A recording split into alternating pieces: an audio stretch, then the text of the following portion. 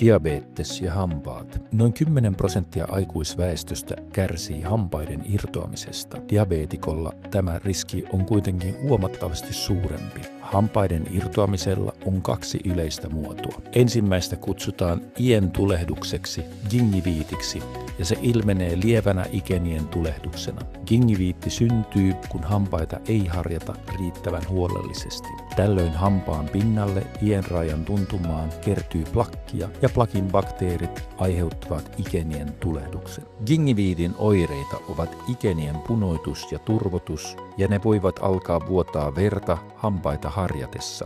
Ien tulehdus voidaan parantaa kokonaan hyvällä suuhygienialla. Jos tulehdus etenee, ien tulehdus voi johtaa parodontiittiin.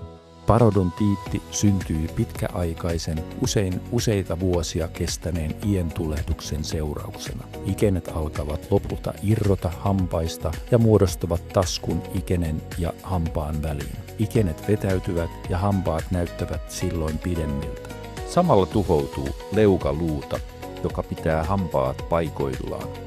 Tämä luukato etenee hyvin hitaasti, mutta monien vuosien jälkeen leukaluuta voi tuhoutua niin paljon, että hampaat löystyvät tai jopa irtoavat.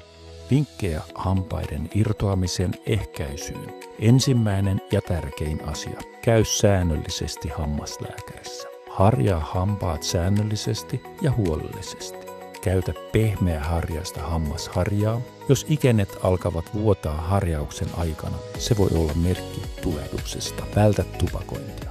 Hyvällä diabeteksen ja verensokerin hallinnalla voit vähentää riskiä sairastua iensairauksiin. Lue lisää ja tue työtämme diabetesta vastaan osoitteessa diabeteswellness.fi.